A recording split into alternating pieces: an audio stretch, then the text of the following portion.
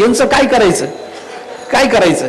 मग वारीला आलेले बरं, जेवढी माणसं वारीला आली तेवढी सगळी परमात्म्याकरता, कीर्तन ऐकण्याकरता, चंद्रभागेच्या स्नानाकरता आणि भगवंताच्या दर्शनाकरता, वाळवंटाकरता आली का त्याच्यातही काही भेद करायचे आहेत आपल्याला? आणि जर भेद करायचा असेल तर त्या 1% विभाग करताना जर आपल्याला परमात्म्याकरता, कीर्तनाच्या श्रवणाकरता, चंद्रभागेच्या प्रेमाकरता, संतांच्या भेटी करता, संत वाङ्मयाच्या उपासनेकरता, आणि वारी ही आपली परंपरा आहे म्हणून त्या परंपरेच्या जोपासनेकरता याच्यातले किती टक्के लोक आले याचा विचार जर केला तर मग मनुष्यत्व हे फक्त याच लोकांच्या ठिकाणी आपल्याला दिसून येतं. बाकीच्यांचं काय करायचं हा प्रश्न आहे. माझ्या समोर नाही, तुमच्याही समोर आहे. बाकीच्यांचं काय, म्हणजे या लोकांना मनुष्य म्हणायचंच नाही का? म्हणण्याबद्दल माझं काही म्हणणं नाही आहे. ते पंढरपूरला आले नसतील, अडचणी असतील, घरामध्ये काही अडचण आली असेल, प्रकृतीची काही अडचण आली असेल, प्रवास अर्ध्यात थांबला असेल, अनंत अडचणी असतात. मला बाकीच्यांना नावं ठेवायची नाही आहेत. पण जे घरी बसून, पंढरपूरला येणं झालं नाही म्हणून घरी बसून पारायण करतात ना, त्यांनाही मी या टक्क्यात घ्यायला तयार आहे. जे घरी बसून भगवंताचं नामस्मरण करतात ना, वारीला जाणं झालं नाही म्हणून, त्यांनाही मी याच्यात घ्यायला तयार आहे. पण ज्यांना कशा करता पंढरपूर, तिथं काय सोय होते का, काय करायचंय तिथं जाऊन, दर्शन होतं काय आपलं, नुसतं जायचं आणि यायचं, कशा करता, ह्याच्यापेक्षा सिनेमाला जाऊ, यांना मी या वर्गात घ्यायला तयार नाही. मनुष्य या वर्गातच घ्यायला मी तयार नाही, याच्यात घ्यायला तयार नाही. जे पंढरपूरला येतात, आळंदीला येतात, पण गावात येण्यापेक्षा बाहेर भरलेले जे फड आहेत की नाही, फड म्हणजे संप्रदायातले नाही, लक्षात आलं ना आपल्या, हे बाहेरचे जे फड आहेत ना, त्या फडात जे रमतात ना, त्यांना आळंदीत येऊ नये मी या वर्गात घ्यायला तयार नाही ना. ते आळंदीत आले की नाही आले, पण या वर्गात बसणारे नाही आहेत. मनुष्यत्व हे कुणी निर्माण करून दिलं आपल्या ठिकाणी? आपल्याला, आपण माणूस आहोत म्हणून आपण मुक्त होण्याच्या योग्यतेचे आहोत. आपण माणूस आहोत म्हणून भगवंताच्या भक्तिप्रेमाचे आपण अधिकारी आहोत, याची जाणीव आम्हाला कुणी करून दिली? ही जर जाणीव करून दिली असेल तर ती ज्ञानोबारायांनी करून दिली असं जर म्हणायचं असेल तर ते ज्ञानोबाराय आमच्या ठिकाणी भक्तिप्रेमाचा उदय करणारे, आमच्या ठिकाणी ज्ञानाची आवड निर्माण करणारे आणि तदनुषंगानं आमच्या ठिकाणी मनुष्यत्व निर्माण करणारे असल्यामुळे फक्त देहाला जन्म देणारे ते होत नाहीत, पण आमच्या ठिकाणी मनुष्यत्व निर्माण करणारी आमची खरी आई जर कोण असेल तर ती माऊली आहे. आणि याकरता म्हणून साधकांची माय आणि साधकांचा बाप या दृष्टीनं आपण ज्ञानोबारायांचा विचार करा. आता आपण साधक झालो का? आपण हातात ज्ञानेश्वरी घेतली की आपण साधक होतो? आपण हातात हरिपाठ घेतला की आपण साधक आहोत? कारण त्यांच्याच अंतःकरणामध्ये ज्ञानेश्वरी गाथा संत वाङ्मय याच्याबद्दलचं प्रेम निर्माण होतं, ज्यांच्या अंतःकरणामध्ये कुठंतरी आत्मकल्याणाची प्रेरणा जागी झालेली आहे. ज्यांना आत्मकल्याण साधूनच घ्यायचं नाहीये ना, त्यांना कथा कादंबऱ्याशिवाय दुसरं काही गोड वाटतच नाही. त्यांना संत वाङ्मय गोड वाटत नाही, त्यांना ज्ञानेश्वरीतले शोध महत्वाचे वाटत नाहीत. त्यांना गाथ्यामध्ये तुकोबारायांच्या अक्षरातून आपल्या कल्याणाची जी तळमळ व्यक्त झाली त्या तळमळीविषयी त्यांना काही घेणं देणं नसतं. अशा व्यक्तींचं काय करायचं? त्यांना या वर्गात बसवायचं नाही, ते साधक होत नाहीत. साधकांचा मायबाप हे ज्ञानोबार आहेत. आता साधक आपण झालो का झालो? कारण आम्हाला मोक्ष सुखाची आवड निर्माण झाली, कारण आम्हाला भक्तिप्रेमाची आवड निर्माण झाली, कारण आम्हाला सत्कर्मामध्ये रत व्हावं वाटलं, कारण आम्हाला कुठेतरी योगाचा अभ्यास करावा वाटला. मार्ग कोणतेही असू द्यात, मी त्याच्यामध्ये भेद करत नाही. आता मुमुक्षु कोणता, भक्त कोणता, योगी कोणता, याच्यातले भेद मला आता करायचे नाहीत. हे सगळे मिळून साधक आहोत असा विचार आपण करू. आता साधक असणं, आपल्या ठिकाणी साधनेची आवड निर्माण करून देणं हे ज्ञानोबारायांनी केलं, हे तुकोबारायांनी केलं. याच्याकरता त्या साधनेचं वैविध्य आपल्या समोर मांडत युगाचा, मनुष्याच्या बुद्धीच्या मर्यादेचा, कालाच्या मर्यादेचा, युगाचा म्हणून काही धर्म, याची मांडणी संतांनी आपल्या समोर केली आणि सांगितलं, बाबा आपण कलियुगात आलेलो आहोत ना, मग कलियुगात अमकं साधन करा. आपल्याला ज्ञानाची आवड आहे ना, मग त्याच्याकरता अमक्या साधनाने जा. तुम्हाला ज्ञान करून घ्यायचंय ना, मग अंतःकरण शुद्धीशिवाय ते होणार नाही, तर आधी निष्काम कर्माचरणामध्ये आपण प्रवृत्त व्हा. असं करत आम्हाला त्या साधनेची आवड ही संतांनी निर्माण करून दिली. आम्हाला संतांनी साधक बनवलं. म्हणून ज्ञानोबाराय तुकोबाराय साधकाचा मायबाप या म्हणवले जातात. आता ज्ञानोबाराय साधकाची माय आहे, पण मायेचं कर्तव्य एवढंच आहे का? आईचं कर्तव्य एवढंच आहे का? जन्माला घातलं आणि सोडून दिलं, ती आई आहे का? नाही ना. जन्माला घातलं, स्तनपान करवलं, त्याला अंघोळ वगैरे घातली, त्याला चांगले कपडे घातले, त्याला स्वच्छ ठेवलं, त्याला वाढवलं, वाढवता वाढवता हळूहळू त्याला बोलता यायला लागलं की हळूहळू रामकृष्ण हरी म्हणायला शिकवलं, हळूहळू त्याला पसायदान शिकवलं, हळूहळू त्याला काही अभंग शिकवले, त्याच्यातच हळूहळू थोडी सिनेमाची गाणी शिकवली. हे मातृत्वाचं लक्षणच नाही आपल्या दृष्टीने. त्याला अभंग आले पाहिजेत, त्याला अमुक आलं पाहिजे, त्याला गाणं आलं पाहिजे, त्याला गायन चांगल्या पद्धतीनं आलं पाहिजे, त्याला वाचता आलं पाहिजे, त्याला लिहिता आलं पाहिजे. आई ती तळमळ आहे ना ही सगळी. मग हळूहळू तो मोठा व्हायला लागला, शाळेमध्ये जायला लागला की आपण अभ्यास करून वर्गात पहिल्या क्रमांकाने उत्तीर्ण झालं पाहिजे याची प्रेरणा. त्याच्यानंतर तो मोठ्या वर्गात गेला, अभ्यास वाढला की अभ्यास कसा करावा याची एक व्यवस्था लावून देणं हे आईचंच कर्तव्य आहे. आई हे शिकवते, तिच्या कर्मातून हे शिकता येतं. विचार करा, एक स्वयंपाकघर सांभाळायला त्या आईला 2च हात आहेत, पण घरातल्या सगळ्या सदस्यांचं सगळं काम ती 2च हातांनी करते. याला व्यवस्थापन असं म्हणतात. हे व्यवस्थापनाची शिक्षण बाहेर घेऊन चालत नाही. एका आईचं बारकाईनं निरीक्षण केलं ना तर मॅनेजमेंट नावाची काय संकल्पना आहे, व्यवस्थापन नावाची काय संकल्पना आहे हे आपल्याला कळून जातं ना. सकाळी उठल्यापासून ते रात्रीपर्यंत तिच्या जीवनाला एक शिस्त आहे. मुलं उठली त्यांना शाळेकरता डबे करून द्या, मुलं उठली त्यांना आंघोळी करता पाठवा, त्यांना तयार करा, त्यांना देवासमोर उभं करा, हात जोडायला लावा, रामकृष्ण हरी म्हणायला लावा, त्यांना खायला द्या, त्यांना दूध द्या, त्यांना डबे तयार करून द्या. त्यांचं जाणं झालं की ही 2 मिनिटंही बसत नाही, नवऱ्याची बुणबुण सुरूच होते मागे, मला जायचंय, ऑफिसला जायचंय. मग त्या नवऱ्याला आंघोळीला पाठवा, तेही सुखानं जात नाही. पात्र मोठं विचित्र असतं तेही सुखानं आंघोळीला जात नाही. त्याला जबरदस्ती करा, त्याला फक्त आता मारायचं शिल्लक राहतं इतकं बोलावं लागतं. हे मातृत्वाचंच लक्षण आहे सगळं. त्याला आंघोळीला पाठवा, त्याला देवासमोर उभं करा, म्हणा रामकृष्ण हरी, वाचा 4 ओव्या ज्ञानेश्वरीच्या, हेही तिलाच करावं लागतं सगळं. आणि हे सगळं करत असताना ती त्याची पत्नी असली तरी त्याच्या कल्याणाची जी तळमळ तिच्या अंतःकरणात आहे ना त्याला मातृत्व भावच लागतो. नुसता पत्नीत्व भावानं ते भागत नाही. ती त्याची त्या वेळेला माताच होत असते. मग त्याला ऑफिसला पाठवा, डबे करून द्या, मग ऑफिसचे कपडे नसतात ते इस्त्री करून द्या, ते अमुक करा. बिचारी सगळं करते. एवढं सगळं झाल्यावर तिला बसायचंय का? नाही ना, तिला बसायचं नाही. मग तिचं स्वतःचं आवरण असतं, तिची स्वतःची पूजा असते, तिची स्वतःची ज्ञानेश्वरी वाचणं असतं. तिचं काही शिवलीलामृताचा 11वा अध्याय वाचायचा असतो या पात्राकरता, तो तिला वाचावा लागतो. हे तिचाही परमार्थ तिला करायचाच आहे ना, तिला हेही करायचं आहे. एवढं सगळं झाल्यानंतर हे सगळं होईपर्यंत दुपारी पोरांची घरी येऊन जेवायची वेळ होते, म्हणून पुन्हा स्वयंपाकाला तत्पर राहा. हे झाल्यानंतर पुन्हा संध्याकाळी मुलांचे शिकवणे असतात, अमुक असतं, नवरा कामावरून येतो, तो थकून येतो, त्याला हे करा, अमुक हे करा. त्याच्यात कुणीतरी पाहुणे रावळे येऊन उपटसुंब मध्येच त्रास देतात. हेही सगळं होत राहतं. या सगळ्यांचं बघा. पुन्हा सासू सासरे म्हातारे असले तर त्यांची सेवा करा. एवढं करत करत करत करत करत रात्री कधी अंथरुणावर अंग टाकावं, कधी तिने झोपावं, ही घरादाराची सगळी काळजी जशी ती माता करते आणि ज्या मातृत्व भावनेतून करते त्याच मातृत्व भावनेतून ज्ञानोबाराय आपला परमार्थही चालवतात. विचार करा, आपल्या अंतःकरणामध्ये फक्त ज्ञानाची आवड निर्माण करून ज्ञानोबाराय थांबले नाहीत, तुकोबाराय थांबले नाहीत. ते ज्ञान वृद्धिंगत कसं होईल याच्याकरता जे आम्ही मुमुक्षु झालो, जे आम्ही साधक झालो, ते मंद मुमुक्षुत्वावर आमचा विश्राम होऊ नये याच्याकरता आम्ही मध्य मुमुक्षु झालो पाहिजे.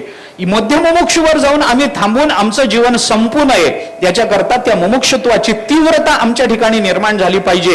हे सगळं करता करता करता करता ज्ञानोबाराय तुकोबारायांचा आपली आपली वारी चालूच आहे. आम्हाला वारीला जसं पाठवणं चालू आहे तसा वारीला येताना आमचं बोट धरून जसं इथं आणणं आहे तसं ज्ञानोबाराय स्वतःही वारी करतात ना, करतातच.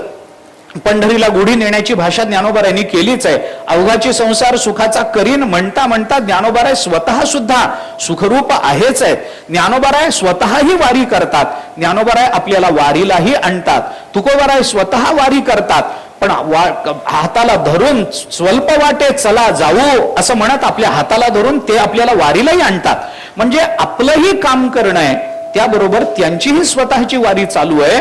हे सगळं जसं आई एका घरामध्ये करते मुलाला उठवणं, तसं संतांनी आपल्याला उठवलं. उठा उठा उठा बाबा, उठा उठा, जागा, पाठी भय आले मोठे. ज्ञानोबारायांनी आपल्याला जागे केलं. उठा बाबा, उत्तिष्ठत जाग्रत प्राप्यवरांनी बोधत. कशा करता?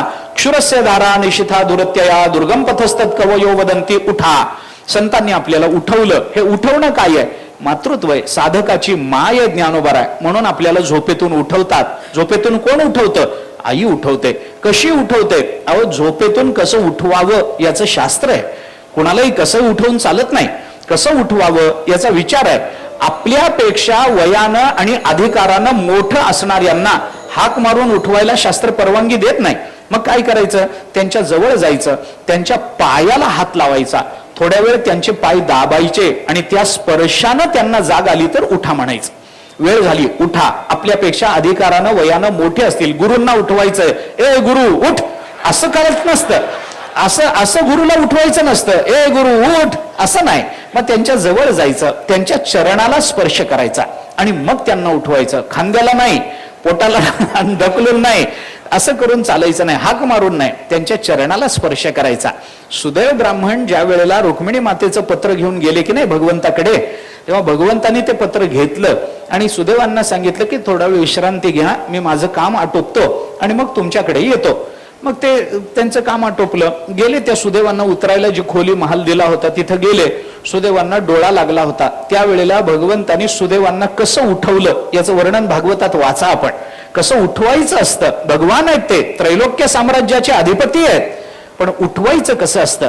आपल्यापेक्षा जे वयाने लहान असतात ना, त्या वयानं लहान असणाऱ्यांना हाक मारून उठवायचं नाही.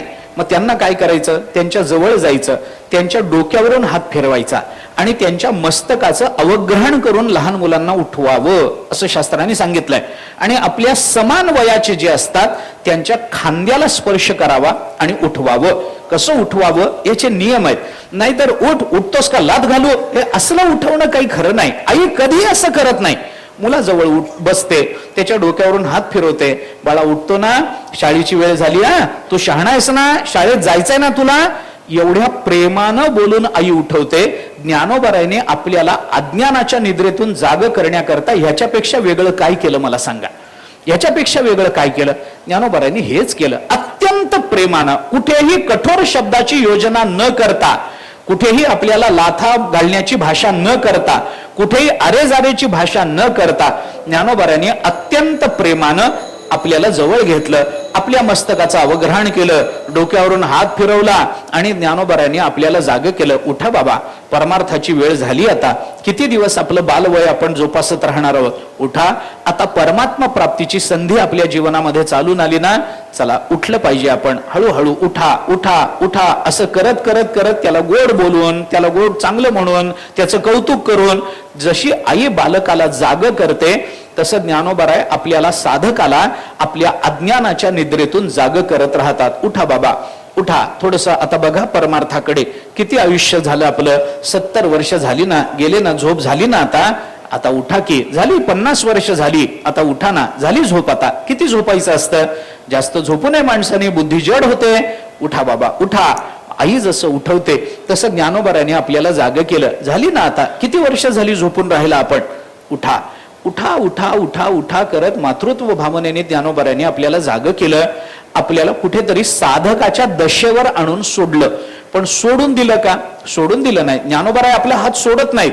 जोपर्यंत आपण ज्ञानोबारायांच्या परमात्मा स्वरूपाच्या स्वरूपाला प्राप्त होत नाही तोपर्यंत जर आपलं साधकत्व ज्ञानोबारायांच्या कृपेनं जिवंत असेल तर ज्ञानोबाराय आपलं बोट कधीही सोडणार नाहीत. कुठपर्यंत?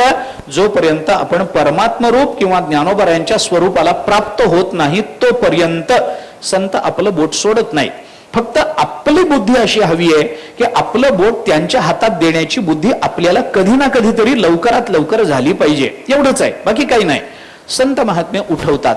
उठवल्यानंतर लगेच आपल्याला नाही, लगेच मग काहीतरी सांगतात. बाबा चला आंघोळीला चला. कुठं? तीर्थामध्ये जायचंय आपल्याला. चला चला, जवळ हे सगळं सिद्ध आहे. हात चालावया पाय तो तू आपुले स्वहित पाहे, तीर्थयात्रे जाई चुको नको. स्नान करायचंय ना, आम्ही तुम्हाला रस्ता दाखवतो, तरी गुरु दाविलिया वाटा, येवोनी विवेक तीर्थ तटा, बुद्धीचा मळकटा दुतला तेणे. ज्ञानोबा आपल्याला सांगतात, बाबा तीर्थाच्या, विवेक नावाच्या तीर्थावर चला, तिथं आपला अंघोळ करा. म्हणजे काय करा? शरीराचा मळ नाही, आपल्या बुद्धीची मलिनता घालून टाका. याच्याकरता आम्ही वाट दाखवतो. गुरु दाविलिया वाटा, या वाटेवरून चला, स्नान करा, मग जेवण करा. ते जेवण करताना ज्ञानोबरायांचं जेवण वेगळंच आहे, हे सामान्य जेवण नाही. आम्ही जे जेवतो, जे ज्याचे जेवण तेच याचकासी दान, तुकोबाराय म्हणतात ना, तेच आपल्याला, ते जे जेवण करतात तेच आपल्याला देतात. कोणतं जेवण आहे? उपनिषदामध्ये या जेवणाचा पुष्कळ मोठा विचार आला. मला तिकडे जायचं नाही. जेवण ज्ञानोबारांनी आपल्याला दिलं. माता बालकाला भरवते तसं ज्ञानोबारांनी आपल्याला भरवलं. माता जशी बालकाला भरवताना, लहान मूल आहे, आत्ता स्नान झालंय, त्याला जेवण करून आता शाळेमध्ये पाठवायचंय, मग आता जेवण करायचं म्हणजे कसं भरवावं लागतं त्याला, ज्ञानोबारांची योजना आहे त्याच्याकरता. असं एकदम नाही.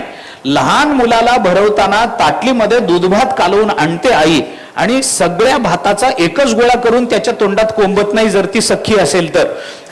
ती असं करणार नाही. मग ती काय करते? छोटे छोटे छोटे छोटे घास करते की नाही.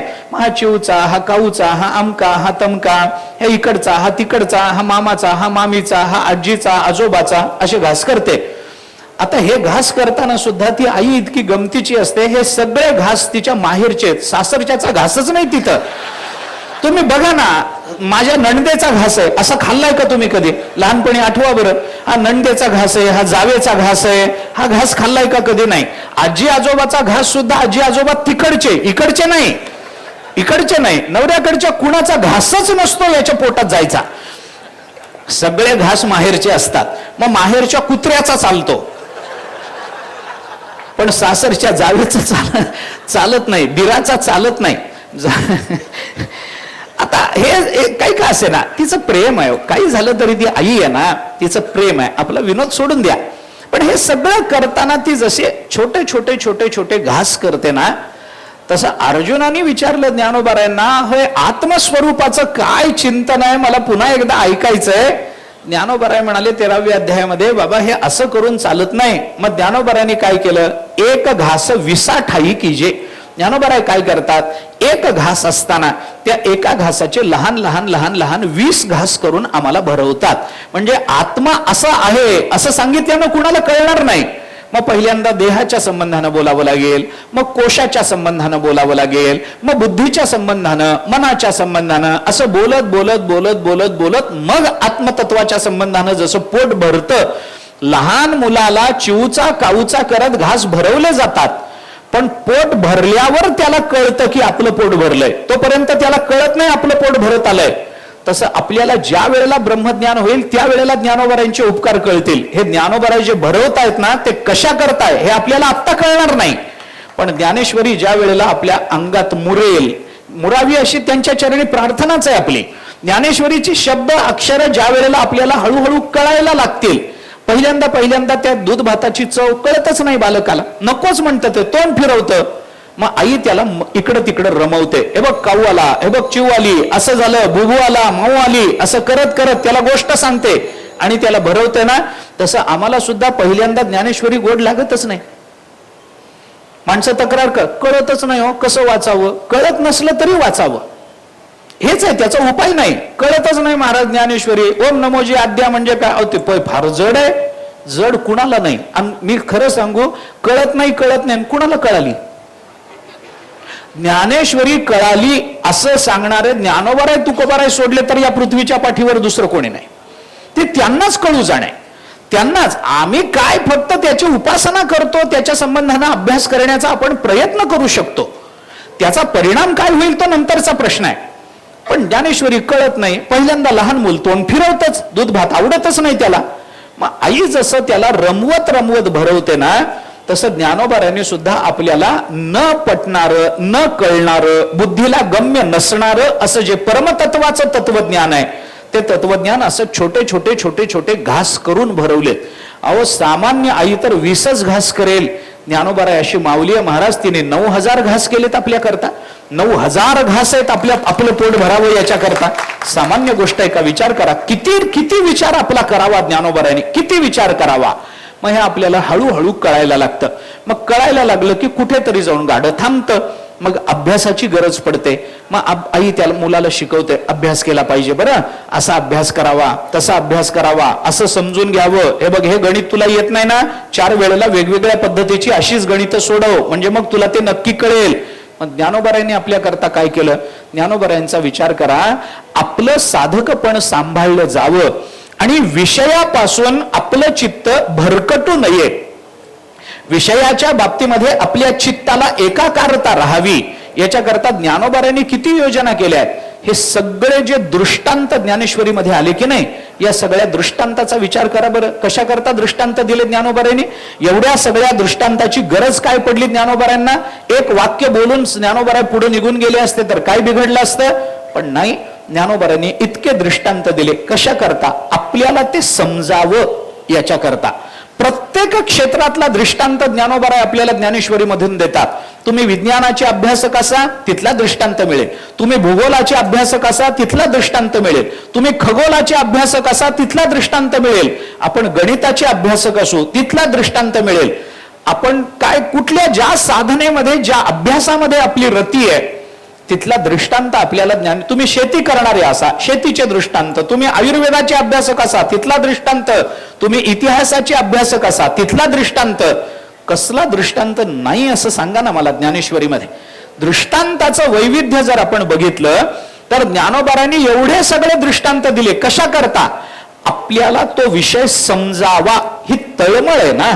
एकानंतर एक दृष्टांत का दिले जातात? दृष्टांताचं वैविध्य विषयाच्या सौलभ्याकरता असतं. विषय सुलभ व्हावा याच्याकरता दृष्टांताची योजना असते. तो दृष्टांत आम्हाला काहीतरी माहिती असतं म्हणून तो दृष्टांत दिला जातो.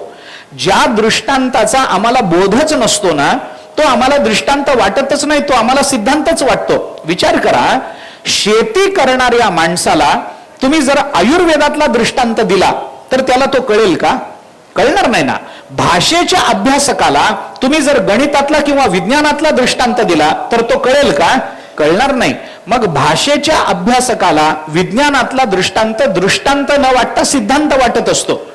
बरं, या समाजात मग काय करा? वेगवेगळे दृष्टांत द्या. कशा करता? विषयाच्या सौलभ्या करता. मग इतके का द्या वेगवेगळ्या क्षेत्रातले? कारण समाजामध्ये या विषयाचं चिंतन ऐकणारे वेगवेगळ्या क्षेत्रातले लोक येतात. आपण तत्वज्ञानाचा विचार करतो ना, मग गणिती सुद्धा तत्वज्ञानाचं आकलन करून घेण्याचा प्रयत्न करतोय. खगोलशास्त्रीय सुद्धा तत्वज्ञानाकडे येतोय. विज्ञानाचा अभ्यासकही येतोय. भाषेचा अभ्यासकही येतोय. का? कारण या सगळ्या विषयाची परिसमाप्ती तत्वज्ञानामध्ये होत असते. सगळे विषय संपतात कुठे? तर ते तिथपर्यंत येऊन संपतात. ते ज्ञान कोणत्याही क्षेत्रातलं असू देत, त्या ज्ञानाची परिसमाप्ती ही परमात्म तत्वाच्या दर्शनामध्ये होत असते. ज्ञानोबारायांनी ज्ञानाचं लक्षण सांगत असताना, ज्ञान कशाला म्हणतात? जे आम्हाला आकडे जाणवून देतं ते गणिताचं ज्ञान, जे आम्हाला भाषा शिकवतं ते भाषेचं ज्ञान नाही. ज्ञानोबारायांच्या दृष्टीनं ज्ञानाचं एकच लक्षण आहे. कोणतं लक्षण आहे? ज्याच्याने परमात्मा दिसतो त्याला ज्ञान म्हणा. तरी परमात्मा ऐसे जे एक वस्तू असे ते जया दिसे ज्ञानास्तव, ती वाचोनी आणे भवस्वर्गादी ज्ञाने ते अज्ञान ऐसा मन निश्चयो केला. याचा विचार केला तर सगळ्या ज्ञानाची परिसमाप्ती ही तत्वज्ञानामध्ये जर होत असेल तर वेगवेगळ्या क्षेत्रातले लोक तत्वज्ञानाचे अभ्यासक असले पाहिजेत. आणि ते जर असतील तर त्या क्षेत्रामधल्या त्या अभ्यासकांना तत्वज्ञानाचा विषय सुलभ व्हावा याच्याकरता वेगवेगळ्या क्षेत्रातले दृष्टांत ज्ञानेश्वरीमध्ये आपल्याला दिसून येतात. एकच क्षेत्रातला ज्ञानोबाराय देत नाहीत, सगळ्या क्षेत्रातले दृष्टांत ज्ञानेश्वरीमध्ये आपल्याला दिसून येतात. किती वैविध्य असेल याचा विचार करा, किती तळमळ असेल याचा विचार करा. दृष्टांताच्या वैविध्याच्या मागे काही शास्त्र आहे, काही भूमिका आहे. विषयाचं सौलभ्य हे जसं कारण आहे ना, तसं विविध क्षेत्रातले श्रोते हेही एक कारण आहे. आणखीनही कारण आपल्याला पाहता येतात. दृष्टांताचं वैविध्य कशा करता बाबा? एक दृष्टांत दिल्यानंतर काय होतं? मी एक मुद्दाम बोलतो, थोडस विषयांतर होईल आपलं, पण होऊ देत. मुद्दाम बोलतो. होतं काय की वक्ता ज्या भूमिकेवर जाऊन दृष्टांत देत असतो, आणि ज्या सिद्धांताच्या सिद्धी करता देत असतो त्या सिद्धांतातल्या कोणत्या अंशाकडे दृष्टी ठेवून श्रोत्याच्या अंतःकरणामध्ये त्या दृष्टांताचा कोणता भाव निर्माण होईल हे आपल्याला सांगता येत नसतं. मी उदाहरण सांगतो आपल्याला. हे माझं वाक्य जरा जड गेलं असेल पण मी दृष्टांत सांगतो आपल्याला. काय आहे, एखाद्या माणसाचं वर्णन करताना आपण जर म्हणालो की हा माणूस ना एकदम सिंह आहे, हो सिंह आहे, सिंहो देवदत्ता असं उदाहरण दिलं. अमुक एक माणूस आहे ना सिंह आहे. आता सिंह आहे असं सांगणं कशा करता चाललंय, त्याच्या ठिकाणी असणारं शौर्य सांगायचंय, बरोबर आहे, शौर्य सांगायचंय. तर शौर्य सांगण्याकरता सिंहाचा दृष्टांत दिला. अमका माणूस किती शूर आहे, अहो सिंह आहे सिंह असं जर म्हणलं तर ऐकणारा ते ऐकतच असतो पण ऐकणाऱ्याच्या मनात एकदम येतो तो सिंह. अरे दृष्टांत कशा करता दिला आणि आम्ही कोणत्या अंशामध्ये त्या दृष्टांताकडे बघतो आहोत हे तपासलं पाहिजे की नाही. मग ज्ञानोबाराय श्रोत्यांना कधीही नावं ठेवत नाहीत. श्रोत्यांची उणीदुडी काढणं हा संप्रदायाचा स्वभावच नाही आहे, हा ज्ञानोबारायांचा स्वभाव नाही. श्रोत्यांना टाकून बोलले ज्ञानोबाराय, दाखवा एक उदाहरण, दाखवा मला श्रोत्यांना ज्ञानोबाराय टाकून बोलल्याच एक उदाहरण. अरे ज्या श्रोत्यामध्ये निवृत्तीनाथ महाराज बसले त्यांच्याबद्दल बोलताना ज्ञानोबारायांच्या तोंडातून अपशब्द जाईल नाही. उलट ज्ञानोबाराय तुम्ही संत माझी आकडा संत म्हणतात, प्रभू तुम्ही महेशाची मूर्ती म्हणतात. श्रोत्यांबद्दल बोलताना ज्ञानोबारायांचा जो गौरव प्रकट झालाय की नाही, हा गौरव श्रोत्यांच्या संबंधानं वक्त्यांनी कसं बोलावं याचा आदर्श आहे जगतामध्ये, आदर्श. आणि हाच आदर्श घेऊन आपण समाजामध्ये गेलं पाहिजे तर त्याचा उपयोग आहे. श्रोत तुम्हाला काही कळतच नाही, तुम्ही नुसते मूर्खच आहेत, तुम्हाला एवढंही साधं कळू नाही का, नाही. अरे ते कळत नाहीत म्हणून तर तुमच्याकडे आलेत ना, मग त्यांना कळवून देणं आपला स्वभाव नाही का. ज्ञानोबाराय जर एक घास 20 ठाई करतात तर आपल्याला 20 नाही तर नाही 5 ठाई तरी करता आला पाहिजे, निदान एवढं तरी आपल्याला जमलं पाहिजे. श्रोत्यांना बोलून उपयोग होत नाही. श्रोत्यांमध्ये न्यूनत्व आहे, ज्ञानोबारायांना मान्य आहे. मग श्रोता जर ऐकलेला दृष्टांत एकांगाने घेत असेल आणि वक्ता तो दृष्टांत देताना दुसऱ्या अंगाने देत असेल तर ज्ञानोबाराय म्हणतात ठीक आहे, तुला हा दृष्टांत कळाला नाही का, मग अजून एक देतो, हा दुसरा बघ बरं, हाही कळाला नाही तिसरा बघ, हाही नाही कळाला चौथा बघ.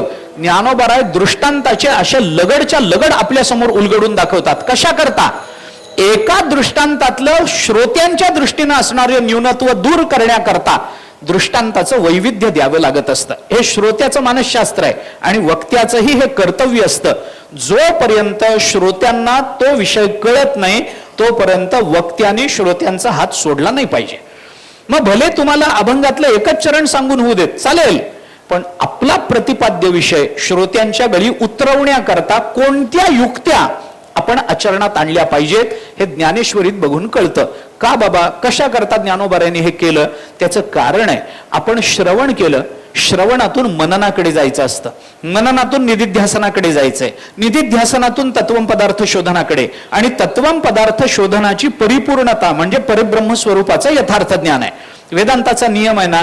मग याच्या करता आपण जे श्रवण केलं त्या श्रवणाचं मनन जर आपल्याला घरी जाऊन करायचं असेल तर ते मनन कशाच्या आधारावर करायचं असतं, मनन कसं करायचं, सिद्धांत पटवून घेण्याकरता ज्या उपपत्तींचा विचार मननामध्ये करावा लागतो त्या उपपत्ती सगळ्या आपल्याला ज्ञानेश्वरीमध्ये दिसून येतात. ज्ञानोबारायांनी आपल्याला शिकवलं. दृष्टांत काय होतं, आम्ही सिद्धांत ऐकला, श्रवण झालं, पण श्रवणाचं मनन करणं म्हणजे काय असतं, मनन करणं म्हणजे श्रवण केलेलं आपल्याच मनामध्ये वेगवेगळ्या दृष्टांतानं समजवून घेणं असतं, याला मनन असं म्हणतात. आपण ऐकलेलं वेगवेगळ्या दृष्टांतानं, बरं हे दृष्टांत आपल्या अवतीभोवती मिळतच असतात. चौकस बुद्धीनं बघितलं की सगळ्या घडणाऱ्या घटनांमधून तत्वज्ञानाचा शोध घेता येऊ शकतो. आपण आजूबाजूला बघितलं की ते दृष्टांत मिळतात. मग त्या दृष्टांतानं आपण जेव्हा ऐकलेल्या सिद्धांताचं चिंतन करत राहतो आणि ते सिद्धांत आपणच आपल्याला दृष्टांतानं पटवून द्यायला लागतो तेव्हा त्याला मनन असं म्हणतात. आता हे मनन करा, कशाचं करता, आता द्वादशी आहे, मनन करायचंय आपल्याला. आता हे मनन करा, मनन करा, कशाचं करायचं, ऐकलेल्या सिद्धांताचं करायचं. कशाने करायचं, मनन होताना ते उत्पत्ती आणि उपपत्ती या दृष्टीनं विचार करावा लागतो मननाचा विचार करत असताना, बरं का. तर त्या उपपत्तीचा विचार दृष्टांतानं जर होत असेल तर त्या दृष्टांताची योजना ज्ञानोबाऱ्यांनी आमच्यासाठी करून दिली. कशा करता? आम्हाला मनन करता यावं म्हणून. मनन कशा करता करायचंय? कारण आम्ही साधक आहोत ना. पुढच्या टप्प्यात, पुढच्या वर्गात जायचंय का नाही? श्रवणातून पुढच्या वर्गात जायचंय ना.